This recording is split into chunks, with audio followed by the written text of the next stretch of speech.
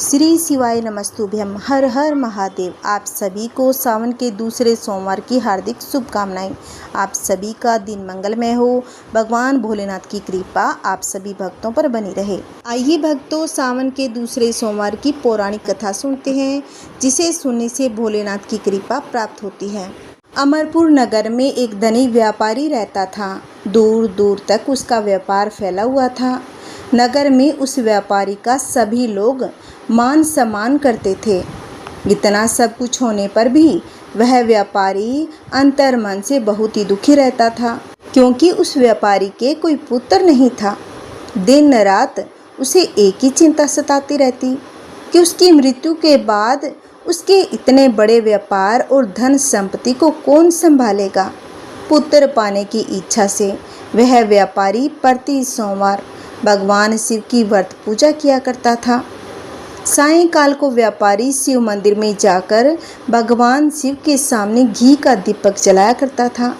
उस व्यापारी की भक्ति देखकर एक दिन माता पार्वती ने भगवान शिव से कहा कि हे प्राणनाथ, यह व्यापारी आपका सच्चा भक्त है। कितने दिनों से यह सोमवार का व्रत और पूजा नियमित कर रहा है। भगवान आप इस व्यापारी की मनोकामना अवश्य पूर्ण करें। भगवान शिव ने मुस्कुराते हुए कहा कि हे पार्वती, इस संसार में सबको उसके कर्म के अनुसार फल की प्राप्ति होती है। प्राणी जैसा कर्म करते हैं उन्हें वैसा ही फल प्राप्त होता है। इसके बावजूद पार्वती नहीं मानी और उन्होंने आग्रह करते हुए कहा कि नहीं प्राणनाथ, आपको इस व्यापारी की इच्छा पूरी करनी ही पड़ेगी।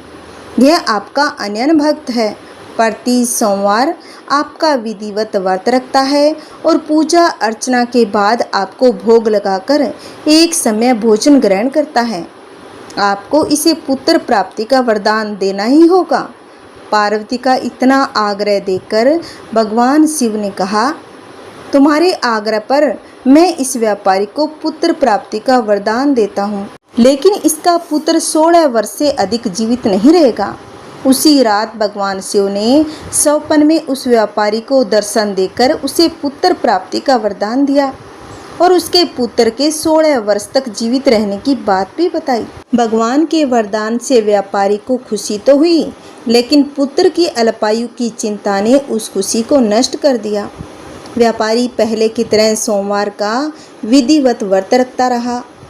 कुछ महीनों के बाद उसके घर अति सुंदर पुत्र उत्पन्न हुआ। पुत्र जन्म से व्यापारी के घर में खुशियां भर गई। बहुत धूमधाम से पुत्र जन्म का समारोह मनाया गया। व्यापारी को पुत्र जन्म की अधिक खुशी नहीं हुई, क्योंकि उसे पुत्र की अल्पायु के रहस्य का पता था। यह रहस्य घर में किसी और को नहीं मालूम था। विद्वान ब्राह्मणों ने उस पुत्र का नाम अमर रखा। जब अमर 12 वर्ष का हुआ तो शिक्षा के लिए उसे वाराणसी भेजने का निश्चय हुआ। व्यापारी ने अमर के मामा दीपचंद को बुलाया और कहा कि अमर को शिक्षा प्राप्त करने के लिए वाराणसी छोड़ाओ।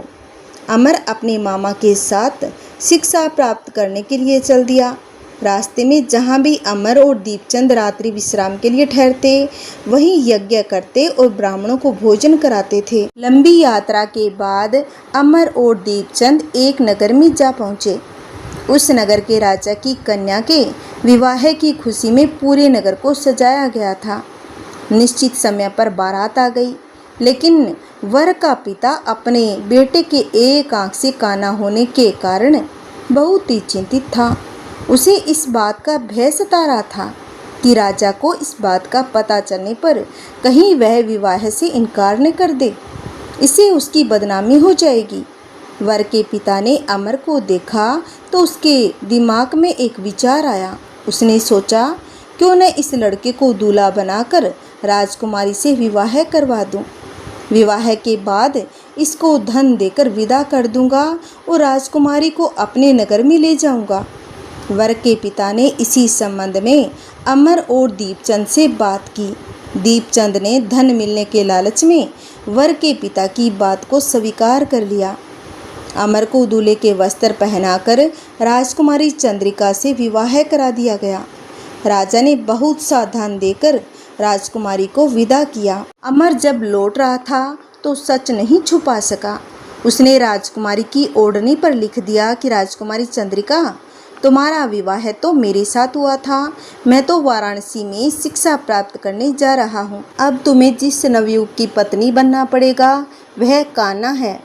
जब राजकुमारी ने अपनी ओढ़नी पर लिखा हुआ पढ़ा तो उसने काने लड़के के साथ जाने से मना कर दिया। राजा ने सब बातें जानकर राजकुमारी को महल में रख लिया। उधर अमर अपने मामा दीपचंद के साथ वाराणसी पहुंच गया। अमर ने गुरुकुल में पढ़ना शुरू कर दिया। जब अमर की आयु 16 वर्ष पूरी हुई तो उसने एक यज्ञ किया। यज्ञ की समाप्ति पर ब्राह्मणों को भोजन कराया, खूब अन्न वस्त्र दान किए। रात को अमर अपने शयन कक्ष में सो गया। शिव के वरदान के अनुसार शयन अवस्था में ही अमर के प्राण पखेर उड़ गए। सूर्योदय पर मामा अमर को मृत देखकर रोने पीटने लगा।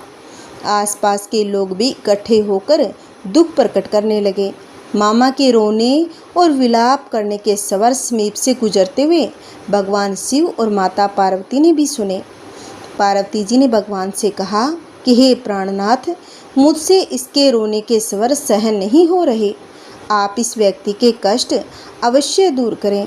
भगवान शिव ने पार्वती के साथ अदृश्य रूप में समीप जाकर अमर को देखा तो पार्वती जी से बोले कि पार्वती, यह तो उसी व्यापारी का पुत्र है। मैंने इसे 16 वर्ष की आयु का वरदान दिया था। इसकी आयु तो पूरी हो गई।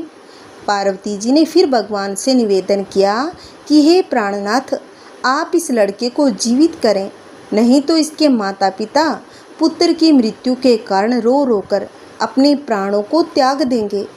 इस लड़के का पिता तो आपका परम भक्त है, वर्षों से सोमवार का व्रत करते हुए आपको भोग लगा रहा है। पार्वती के आग्रह करने पर भगवान शिव ने उस लड़के को जीवित होने का वरदान दिया और कुछ ही पल में वह जीवित होकर उठ बैठा।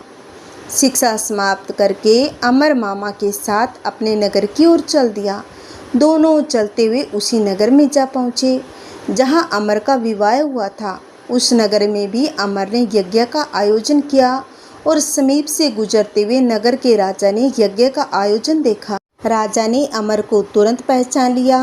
यज्ञ समाप्त होने पर राजा अमर और उसके मामा को महल में ले गया और कुछ दिन उन्हें महल में रखकर बहुत सारा धन वस्त्र देकर राजकुमारी के साथ विदा कर दिया। रास्ते में सुरक्षा के लिए राजा ने बहुत सारे सैनिकों को साथ भी भेजा। दीपचंद ने नगर में पहुंचते ही एक दूत को घर भेजकर अपने आने की सूचना भेजी। अपने बेटे अमर के जीवित वापस लौटने की सूचना से व्यापारी बहुत ही प्रसन्न हो गया। व्यापारी ने अपनी पत्नी के साथ स्वयं को एक कमरे में बंद कर रखा था। भूखे प्यासे रहकर व्यापारी और उसकी पत्नी बेटे की प्रतीक्षा कर रहे थे। उन्होंने प्रतिज्ञा कर रखी थी, यदि उन्हें अपने बेटे की मृत्यु का समाचार मिला तो हम दोनों अपने प्राण त्याग देंगे। व्यापारी अपनी पत्नी और मित्रों के साथ नगर के द्वार पहुंचा। अपने बेटे के विवाह का समाचार सुनकर पुत्र वधू राजकुमारी चंद्रिका को देखकर उसकी खुशी का ठिकाना न रहा। उसी रात भगवान शिव ने व्यापारी के स्वप्न में आकर कहा, हे श्रेष्ठी, मैंने तेरे सोमवार के व्रत करने और व्रत कथा सुनने से प्रसन्न होकर तेरे पुत्र को लंबी आयु का वरदान दिया है। व्यापारी बहुत ही प्रसन्न हुआ। सोमवार का व्रत करने से व्यापारी के घर में खुशियां लौट आई। शास्त्रों में लिखा है, वो भी भक्त सावन सोमवार के व्रत करता है और व्रत की कथा सुनता है, भगवान भोलेनाथ उनकी सभी मनोकामनाओं को पूर्ण करते हैं। ओम नमः शिवाय। आइए भक्तों, सोमवार व्रत में सुनी जाने वाली एक पावन कथा और सुनते हैं। नारद जी ने एक बार भोलेनाथ की स्तुति कर पूछा कि हे प्रभु, आपको प्रसन्न करने के लिए सबसे उत्तम और सुलभ साधन क्या है? हे त्रिलोकीनाथ, आप तो निर्विकार और निष्काम हैं। आप सहज ही प्रसन्न हो जाते हैं। फिर भी मेरी जानने की इच्छा है कि आपको क्या प्रिय है।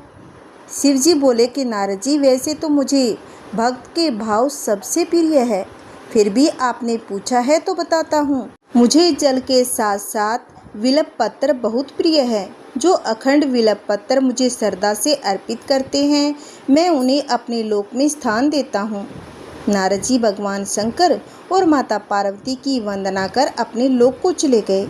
उनके जाने के बाद पार्वती जी ने शिव जी से पूछा कि हे प्रभु, मेरी ये जानने की बड़ी इच्छा हो रही है कि आपको बेलपत्र इतने प्रिय क्यों हैं। कृपा कर मेरी जिज्ञासा को शांत कीजिए। शिव जी बोले कि हे शिवे, विलव के पत्ते मेरी जटा के समान हैं।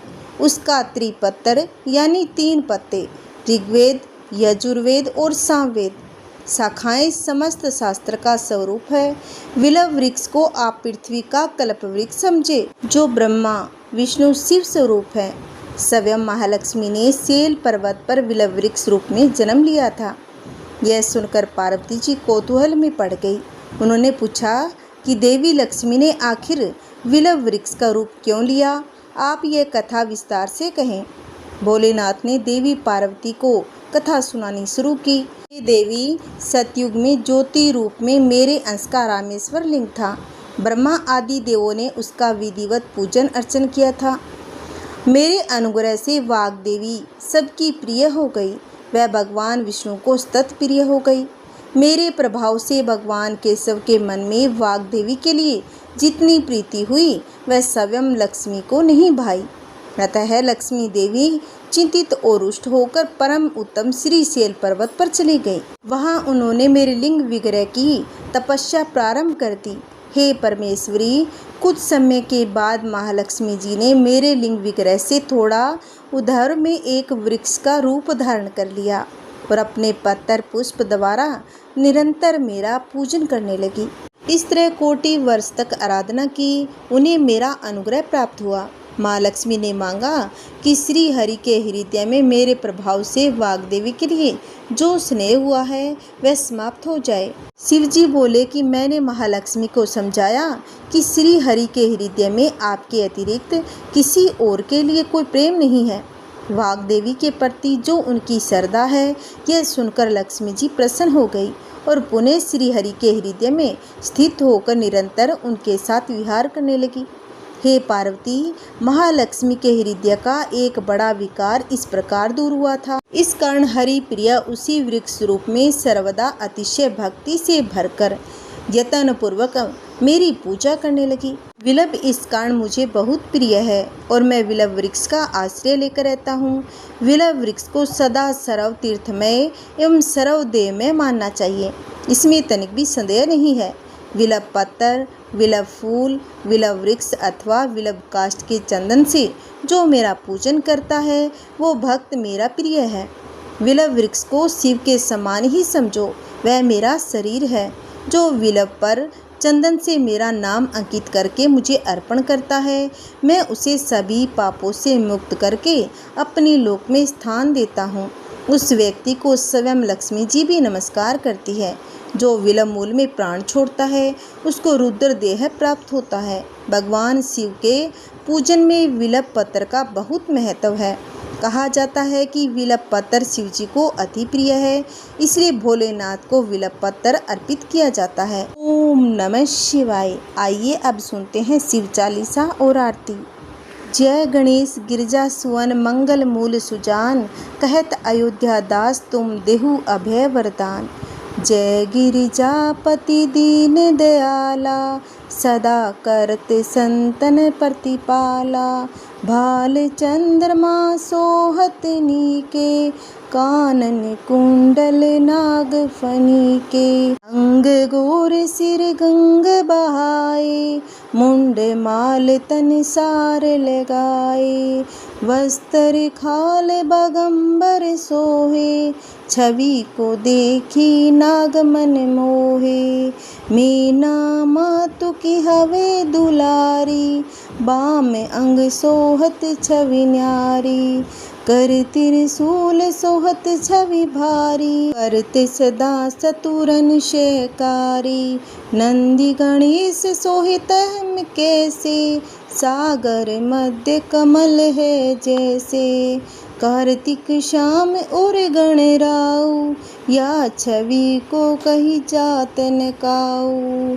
देवन जब ही जाए पुकारा, तब ही दुख प्रभु आप निवारा। किया उपदर उतारक भारी, देवन सब मिली तुम ही जुआरी। तुरंत संडानन आप पठायु, लवनि में समह मारी गिरायु। आप जलंधर असुर सहारा, सुयस तुम्हार विदित संसारा। त्रिपुरासुर सन युद्ध मचाई, सब हिम कृपा कर लीन बचाई। या तप हिम भागीरथ भारी, पूरब प्रतिज्ञाता सुपुरारी। ज्ञानिन महिम तुम समकाऊ, नाहिम सेवक स्तुति करत सदाहिम। वेद नाम महिमा तव गाई, अखत अनादि भेद नहीं पाई। प्रकटि उदय मंथन में ज्वाला, जरते सुरासुर भय विहाला। किन्हीं दया तहम कर सहाय, नीलकंठ तब नाम कहाई। पूजन रामचंद्र जब कीना, जीत के लंक विभीषण दीना। सहस कमल में हो रहे धारी, किन्ह परीक्षा तब ही पुरारी। एक कमल पर राखयु जोई, कमल नयन पूजन चहम सोई। कठिन भक्ति देखी प्रभु शंकर, भय प्रसन्न दिए इच्छित वर। जय जय जय अनंत अविनाशी, करत कृपा सबके घटवासी। दुष्ट सकल नित मोहिम सतावे, ब्रह्मत रहुम मोहि चैन न आवे। त्राहि त्राहि नाथ पुकारो, यही अवसर मोहि आने उबारो। ले त्रिशूल सतुरन को मारो, संकट से मोहि आने उबारो। मात पिता भ्राता सब होई, संकट में पूछत नहीं में कोई। स्वामी है एक आस तुम्हारी, आए हरहु मम संकट भारी। धन निर्धन को देत सदाहिम, जो कोई जांचे सो फल पाहिम। स्तुति कही विधि करे तुम्हारी, समहु नाथ अब चूक हमारी। शंकर हो संकट के नाशक, मंगल कारण विघ्न विनाशक। योगी यति मुनि ध्यान लगावे, सारद नारद शीस नवावे। नमो नमो जय नमः शिवाय, सुर ब्रह्मादिक पार न पावे। जो यह पाठ करे मन लाई, ता पर होत शंभु सहाय। ऋणिया जो कोई हो अधिकारी, पाठ करे सो पावन हारी। पुत्रहीन कर इच्छा जोई, निश्चय शिव प्रसाद तहि होई। पंडित त्रयोदशी को लावे, ध्यान पूर्वक होम करावे। त्रयोदशी व्रत करे हमेशा, ताके तन नहीं में रहे कलेसा। धूप दीप नैवेद्य चढ़ावे, शंकर समुख पाठ सुनावे। जन्म जन्म के पाप नसावे, अंत धाम शिवपुर में पावे। कहिम अयोध्या दास आश तुम्हारी, जानी सकल दुख हरहु हमारी। दोहा। नित नेम कर प्रातः ही पाठ करो चालीसा, तुम मेरी मनोकामना पूर्ण करो जगदीश। मगसर छठी हेमंत ऋतु संवत 64 जान, स्तुति चालीसा से भी पूर्ण किन कल्याण। ओम नमः शिवाय। आप सभी की भगवान भोलेनाथ सभी की मनोकामना पूर्ण करें। आइए अब सुनते हैं आरती। ओम जय शिव ओंकारा, स्वामी जय शिव ओंकारा। ब्रह्मा विष्णु सदा शिव, ब्रह्मा विष्णु सदा शिव, अर्धांगी धारा। ओम जय शिव ओंकारा। एकानन चतुरानन पंचानन राजे, स्वामी पंचानन राजे। हंसानन गरुड़ासन, हंसानन गरुड़ासन, वृषवाहन साजे। ओम जय शिव ओंकारा। दो भुज चार चतुर्भुज, 10 भुज अति सोहे, प्रभु 10 भुज अति सोहे। तेरे गुण रूप निरखते, तेरे गुण रूप निरखते, त्रिभुवन जन मोहे। ओम जय शिव ओंकारा। अक्षमाला वन माला मुंड माला धारी, चंदन मृग मद सोहे, चंदन मृग मद सोहे, भाले शशिधारे। ओम जय शिव ओंकारा। श्वेतांबर पीतांबर, बागंबर अंगे, स्वामी बागंबर अंगे। सनकादिक गरुणादिक, सनकादिक गरुणादिक, भूतादिक संगे। ओम जय शिव ओंकारा। कर के मध्य कमंडल, चक्र त्रिशूल धारी, प्रभु चक्र त्रिशूल धारी। सुखकारी दुखहारी, सुखकारी दुखहारी, जग पालनकारी। ओम जय शिव ओंकारा। ब्रह्मा विष्णु सदा शिव, जानत अविवेका, स्वामी जानत अविवेका। प्रणवाक्षर में शोभित, प्रणवाक्षर में शोभित, ये तीनों एका। ओम जय शिव ओंकारा। तेरे गुण स्वामी जी की आरती, जो कोई नर गावे, प्रभु जो कोई नर गावे। कहत शिवानंद स्वामी, कहत शिवानंद स्वामी, सुख संपत्ति पावे। जय शिव ओंकारा।